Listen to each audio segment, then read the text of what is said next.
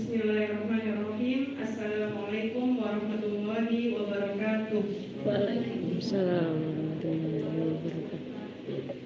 Terima kasih Bapak Ibu, terima kasih atas kehadirannya dalam diseminasi modul budaya positif yang akan disampaikan oleh Bapak Saiful Basroni SPD untuk memenuhi tugas sebagai calon guru penggerak angkatan ke-10. Untuk pemaparannya silakan Bapak Saiful dipersilakan. Ya baik, terima kasih. Mohon izin berdiri biar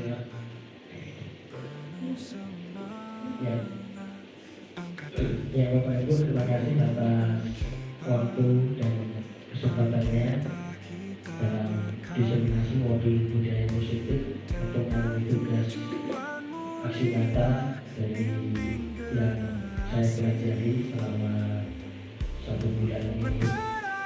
Kemudian harapannya nanti budaya positif ini bisa saya terapkan di sekolah kita di seluruh Jawa.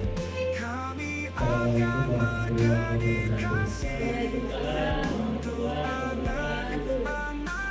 Pertama-tama mari kita panjatkan syukur kepada Allah Subhanahu wa taala yang telah memberikan kita kenikmatan kesehatan sehingga kita masih diberikan kesehatan untuk menjalankan aktivitas sehari-hari.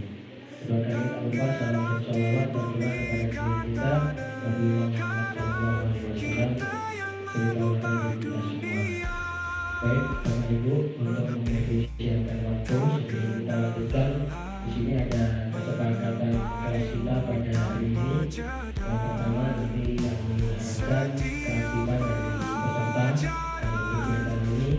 Kemudian kedua menghormati pembicara dan peserta lainnya.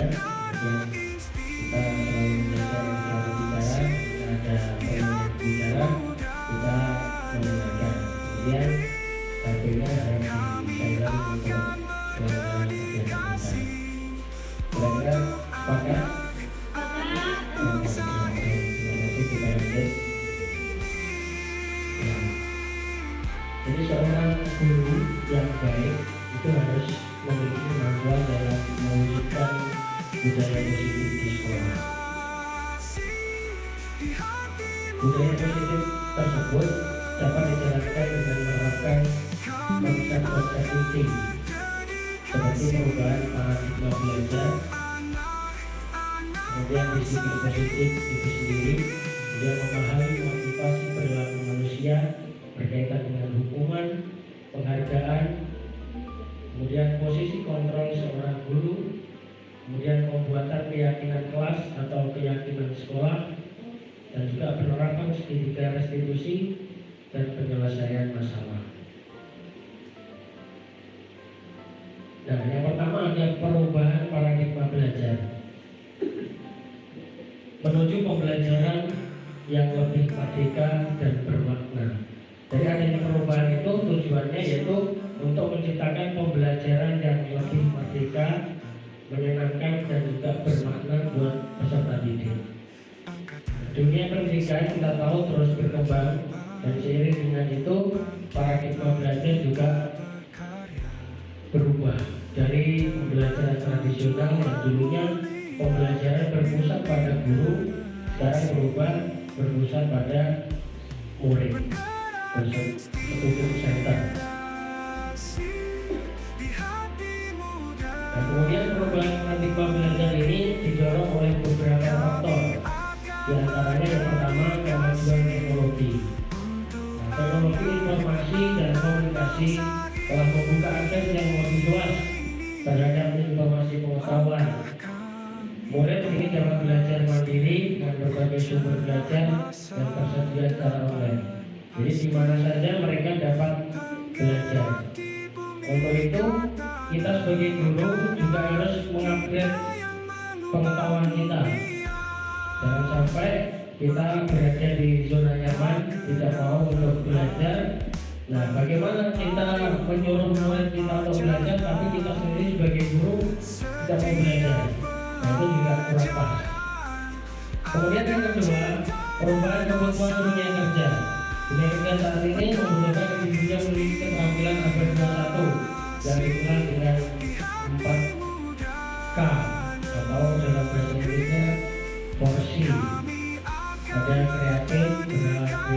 kolaboratif dan komunikatif. Kemudian yang ketiga, penelitian tentang ilmu pendidikan. Penelitian menunjukkan bahwa murid belajar lebih efektif ketika mereka terlibat secara aktif dalam proses belajar tersebut. Kemudian ciri-ciri mahasiswa belajar baru itu ada yang pertama, berpusat pada murid. Murid adalah subjek belajar, bukan objek yang hanya menerima informasi. Kalau dulu guru yang aktif, guru ceramah terus muridnya ngantuk tidur dibiarkan. Nah, jadi kita sekarang kalau bisa jangan seperti itu. Jadi murid dilibatkan secara aktif. Supaya apa? Mereka aktif dalam proses pelajaran, kemudian membangun pengetahuan mereka sendiri dan mengembangkan keterampilannya. Kemudian yang kedua, holistik. Pembelajaran tidak hanya fokus pada aspek kognitif, tetapi juga aspek afektif dan psikomotorik. Murid didorong untuk mengembangkan seluruh potensi yang ada dalam dirinya. Nah, kita sebagai guru tidak boleh menuntut anak untuk bisa ini itu, tetapi kita yang menyesuaikan dengan kemampuan dan potensi anak tersebut. Dan kontekstual, pembelajaran dikaitkan dengan kehidupan nyata dan kebutuhan murid. Nah, ini yang kita harus menyelami dunia anak, butuhnya mereka apa. Murid belajar dengan cara yang bermakna dan relevan dengan kehidupan mereka. Dan berketerampilan, pembelajaran yang berfokus pada pengembangan keterampilan abad 21 seperti yang sudah saya jelaskan tadi. Kemudian teknologi terintegrasi. Jadi adanya teknologi digunakan untuk mendukung proses pembelajaran, bukan sebagai pengganti guru. Jadi dengan adanya teknologi yang ada, kita manfaatkan untuk menunjang proses pembelajaran supaya pembelajaran lebih menyenangkan. Selanjutnya apa dampak perubahan paradigma belajar? Nah, ini yang satu meningkatkan motivasi dan keterlibatan murid. Yang kedua meningkatkan hasil belajar. Ketiga mengembangkan individu yang utuh memahami 4K tadi. Untuk mempelajari paradigma belajar baru, itu yang pertama ada pembelajaran berbasis proyek. Murid bekerjasama dalam menyelesaikan proyek yang terkait dengan kehidupan nyata. Kemudian pembelajaran diferensiasi. Guru memberikan tugas dan mata pelajaran yang sesuai dengan kebutuhan dan kemampuan individu murid. Kemudian yang ketiga, pembelajaran kolaboratif. Murid bekerjasama dalam kelompok untuk menyelesaikan tugas dan belajar dari satu sama lain. Penggunaan teknologi. Teknologi digunakan untuk mendukung proses belajar seperti untuk mencari informasi, membuat presentasi, dan berkomunikasi dengan orang lain. Ini untuk penerapan paradigma baru ini, saya yakin untuk Bapak Ibu di sini sudah sedikit banyak melaksanakan.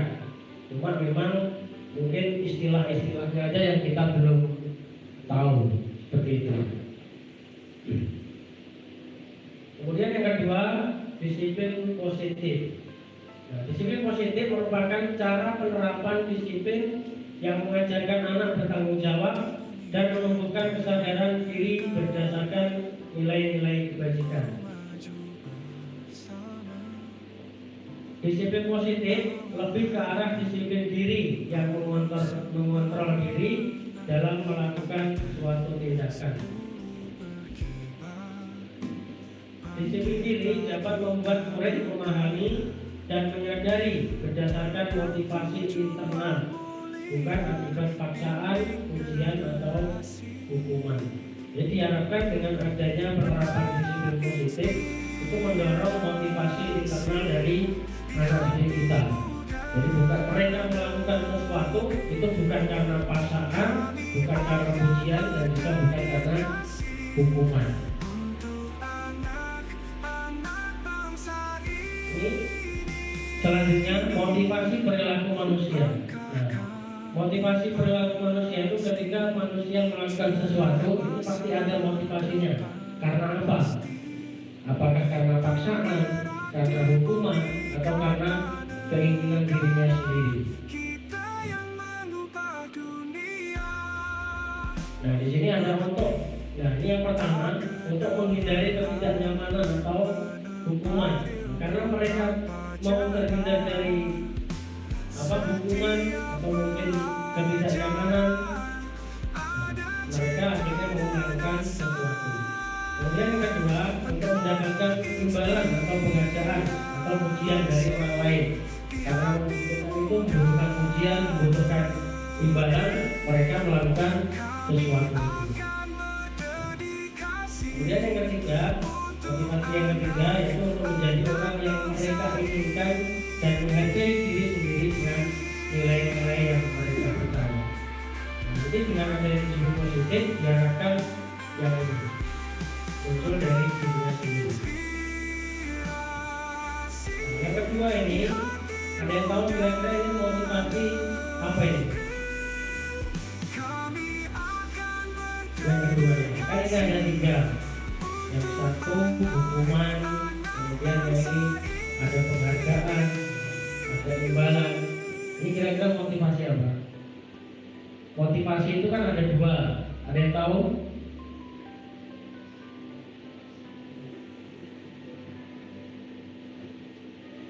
Motivasi apa?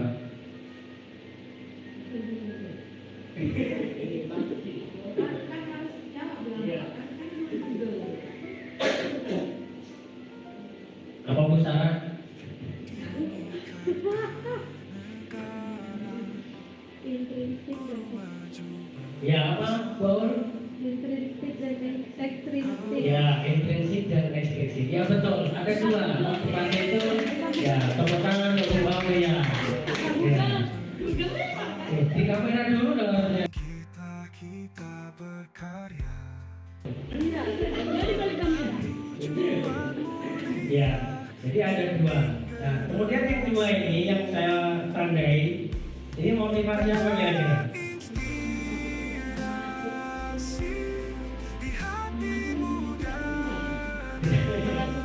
Untuk menghindari ketidaknyamanan atau hukuman, kemudian untuk mendapatkan imbalan.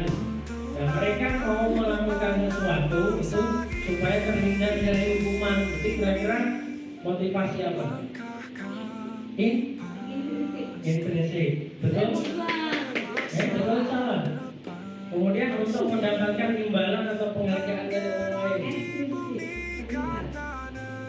Nah, jadi motivasinya kalau yang kedua ini berasal dari luar diri kita, jadi eksternal.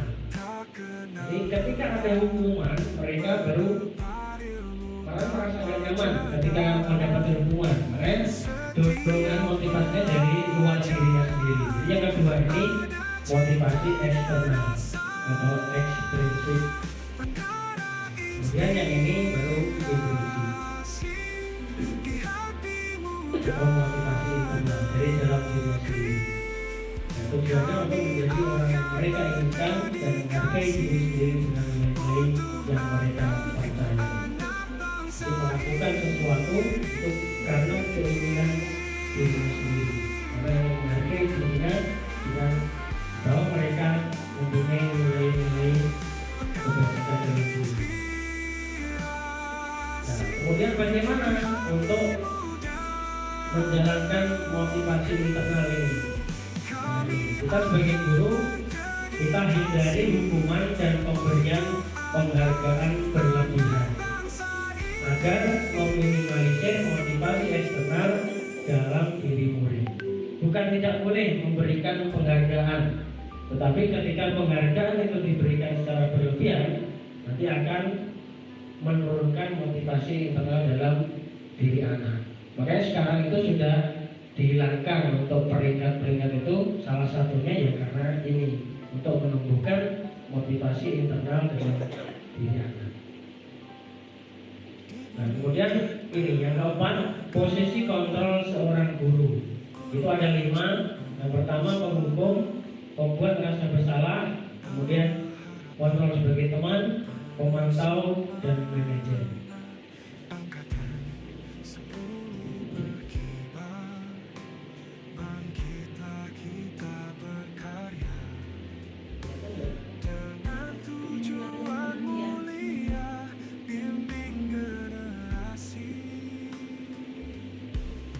penggerak inspirasi di hati Nah, ini motivasi eksternal, internal, identitas gagal, identitas sukses, perilaku kontrol negatif. Jadi kita sebagai penghukum membuat rasa bersalah. Ini saya sendiri juga masih di tahapan sini, cerah masa makanya masih perlu belajar. Dan diharapkan nanti kita sebagai guru itu menuju ke sini, manajer. kita yang mengubah dunia Betul. mengabdi tak kenal lelah menebar Nah, ini tanpa guru pemukul, guru berdua menghardik, menunjuk-nunjuk, menyakiti, membuat rasa bersalah, berceramah, menunjukkan kekecewaan mendalam. Nah, guru sebagai kontrol teman membuatkan alasan-alasan untuk murid-muridnya, pemantau, menghitung, dan mengukur. Manajer mengajukan pertanyaan-pertanyaan. Nah, ini guru berkata sebagai kontrol pengukur, kalau kamu tidak melakukannya, saya akan titik-titik. Pembuat merasa bersalah, kamu sudah mengecewakan ibu atau bapak. Kemudian sebagai teman, lakukan demi bapak ibu. Ya sudah, nanti bapak ibu bantu bereskan. Kemudian sebagai kontrol pemantau, apa peraturannya, apa konsekuensinya, apa yang telah kamu lakukan, apa yang terjadi sekarang. Nah, kalau menjadi posisi kontrol sebagai manajer, apa yang kita yakini, apa yang kamu yakini hal tersebut. Kalau kamu yakininya, maukah kamu memperbaikinya? Kalau kami memperbaikinya, jadi kira-kira hal tersebut akan menggambarkan apa tentang dirimu. Jadi ketika kita memposisikan diri sebagai manajer, itu membantu anak didik kita untuk menemukan solusinya sendiri. Kita mengarahkan, memotivasi supaya dia mau menemukan solusinya sendiri dari permasalahan yang ada. Kira-kira gambarnya seperti itu.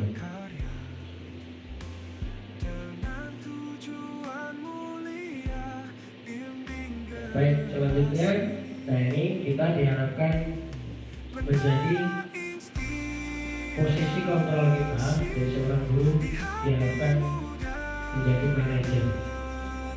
Guru berbuat sesuatu bersama murid, mempersilahkan murid mempertanggungjawabkan perilakunya dan mendukung murid agar dapat menemukan solusi atas permasalahannya sendiri.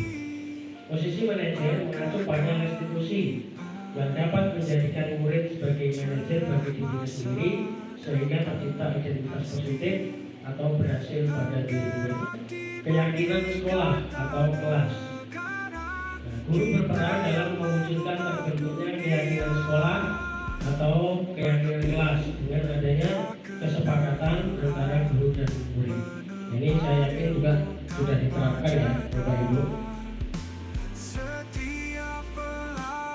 Kemudian yang kelima adalah segitiga restitusi dalam penyelesaian masalah.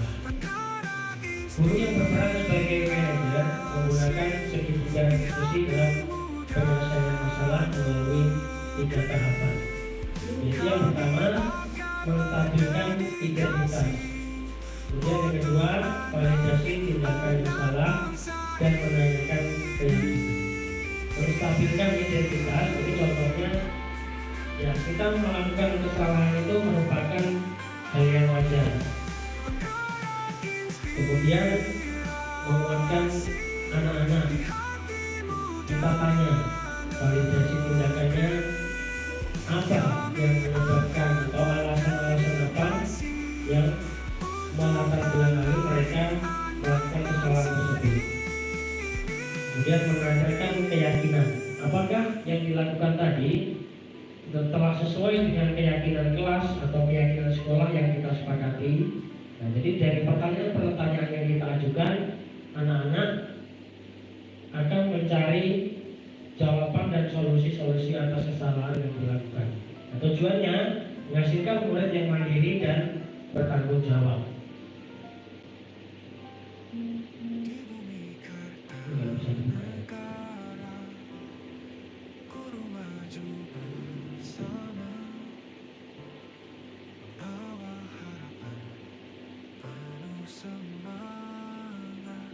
Angkatan 10 berkibar, bangkitlah kita berkarya dengan tujuan mulia, bimbing generasi.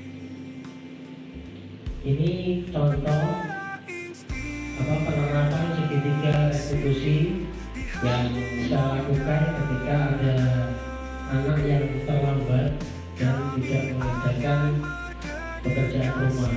Pekerjaan rumahnya dikerjakan di sekolah. Langkah kami pasti cerah, masa depan pasti penggerak di bumi kata. Nah, kasus aku parah itu terlambat. Mengubah dunia, mengabdi tak kenal lelah, menebar ilmu tanpa jeda. Setiap Nanti pelajar kalau untuk kami bisa dilihat di YouTube saya. perkara inspirasi. Kemudian kasus yang kedua, Bapak Esa tidak mengerjakan pekerjaan rumah. Kami akan berdedikasi untuk anak-anak bangsa ini.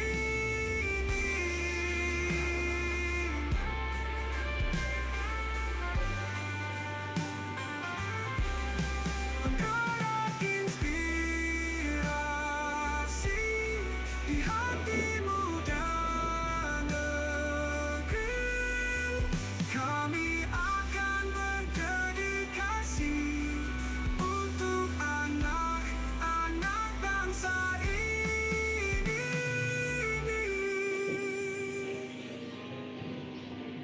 Ya,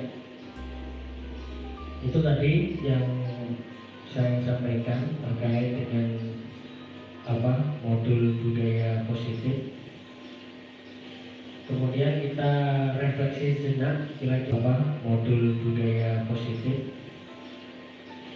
Kemudian kita refleksi sejenak kira-kira apa yang dapat Bapak Ibu ambil pelajaran dari materi tadi.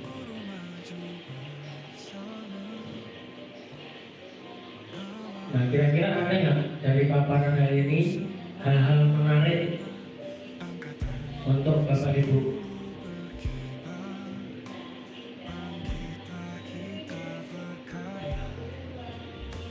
Dengan tujuan mulia, bimbing generasi. Ada? Apa? Penggerak inspirasi di hati muda negeri. Kami akan berdedikasi untuk anak bangsa Budaya yang timbul dari dirinya sendiri gitu ya, tidak perlu ada perintah dan tadi sudah dijelaskan. Nah, untuk menimbulkannya itu pertama mungkin seperti apa? Yang kedua seperti penugasan tadi, artinya apa namanya? Karena ini harus sesuai dengan bakatnya ya. Kita belajar gitu. Terkadang di situasi kita ini memang ya pengennya menerapkan seperti itu. Dan pada perjalanannya kita nanti disibukkan dengan kondisi kondisikannya yang masih sulit, seperti ada aktif dan sebagainya, apalagi yang ini mudah-mudahan ya selalu ini ya Allah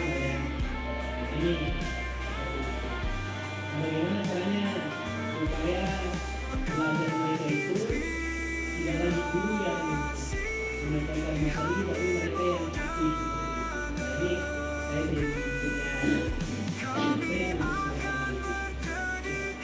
baik, terima kasih. Bagus sekali. Jadi memang harapannya ke depan dengan adanya positif itu, jadi anak-anak itu tidak harus diorak-orak istilahnya, sudah sadar. Tapi memang untuk mewujudkan ke situ itu kan kita memang perlu proses pembiasaan itu tadi. Dan juga untuk keberhasilan pendidikan itu tidak hanya bisa digalakkan di sekolah. Pembiasaan atau budaya positif ini juga harus dibarengi dengan kegiatan di rumah. Karena trilogi pendidikan itu ada rumah, terutama lingkungan rumah, lingkungan keluarga, kemudian lingkungan sekolah, yang ketiga lingkungan masyarakat. Itu juga penting, harus sesuai dan sejalan. Karena pendidikan yang utama itu tentunya di rumah yang pertama, kemudian kedua di sekolah, dan kemudian yang ketiga di masyarakat. Nah, di masyarakat ini terkadang waktunya itu sedikit, tetapi pengaruhnya luar biasa kepada anak-anak kita. Apalagi masyarakat kita sekarang ada masyarakat maya. Nah, itu kalau kita juga sebagai orang tua tidak ada kontrol, makanya posisi kontrol tadi sebenarnya juga bukan hanya untuk guru, tetapi orang tua pun juga harus punya itu. Nah, bagaimana ke depannya? Tentunya kita harus membangun sinergi juga dengan orang tua. Jadi nanti kita buat program, mungkin wali kelas punya program apa, sampaikan ke kepala sekolah atau guru siapa kalau memang bisa diakomodir dan kita segera ditindaklanjuti, kita rencanakan tindak lanjut, kemudian kita eksekusi seperti itu. Kemudian juga itu tadi untuk membangun sinergi, berarti kan harus ada komunikasi antara sekolah dan orang tua. Nah, ini terutama wali kelas, bagaimana membangun komunikasi yang baik dengan orang tuanya untuk membiasakan ini. Nah, kemudian di dalam kelas, jadi bagaimana supaya anak-anak bisa aktif terlibat langsung, bukan gurunya yang lebih aktif. Nah, itu banyak hal yang bisa kita lakukan, metode pembelajaran atau metode belajar. Nah, itu salah satunya ya bisa dengan cara diskusi kelompok. Kemudian untuk penataan ruang kelas itu kan biasanya ada ke depan semua, itu juga bisa diatur sedemikian rupa dengan kesepakatan dengan anak-anak kita. Kemudian pentingnya kesepakatan kelas tadi juga itu. Nah, ketika kita mau masuk pelajaran atau pembelajaran, kita punya kesepakatan dengan anak-anak. Ketika misalnya informatika, nah saya kesepakati, anak-anak kesepakatan selama pembelajaran, selama Bapak menyampaikan materi atau apa, enaknya bagaimana? Kita tawarkan kepada anak-anak. Tetapi kita pun juga tidak mengeloskan itu apa bahasanya? Ya, membebaskan secara penuh kepada anak-anak. Kita juga harus tetap mengontrol supaya walaupun anak-anak diberikan kemerdekaan juga harus kita kontrol supaya tidak terlepas dari tujuan pembelajaran itu. Lalu dengan menggunakan media pembelajaran yang menarik, bisa dengan PowerPoint, memanfaatkan proyektor dan lain sebagainya. Kemudian ya salah satunya yang sudah kita laksanakan dengan coding kelas itu juga merupakan pembelajaran yang bermakna. Kemudian berdiskusi, kemudian anak-anak mempresentasikan ke depan. Itu kan ketika anak-anak kita berikan permasalahan, nanti kan ketika ini silakan diskusikan dengan kelompoknya. Kalau sudah selesai presentasikan maju ke depan. Itu juga salah satu yang saya terapkan kepada anak-anak informatika itu ketika ada sejarah perkembangan komputer itu anak saya suruh buat proyek, silakan gambarnya terserah sebisanya, harus sesuai dengan buku, kemudian imajinasi kalian, kemudian dari situ nanti tujuannya sejarah itu bisa diingat untuk anak-anak tentang tujuan yang akan kita capai dari tujuan tersebut. Itu seperti itu.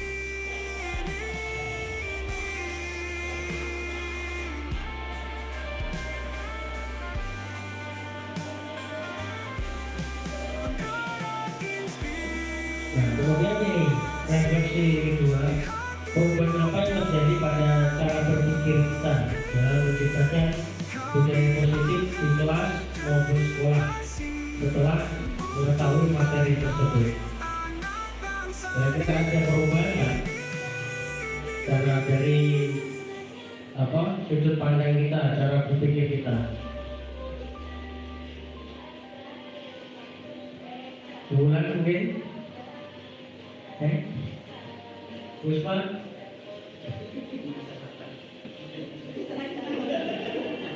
Apa?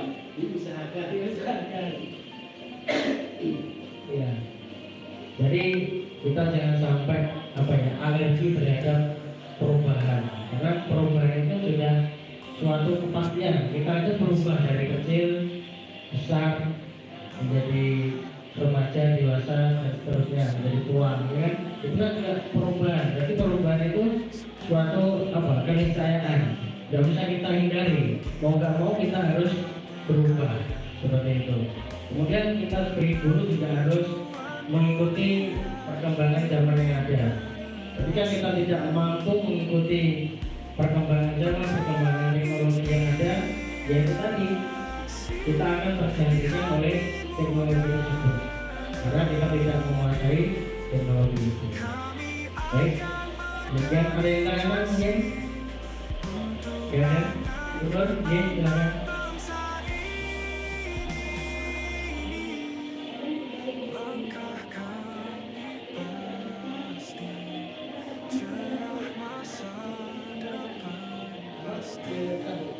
Bergerak di bumi kata negara, kita yang mengubah dunia.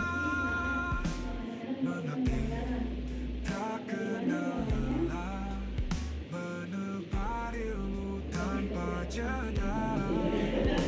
Setiap pelajaran ada cinta dan asa.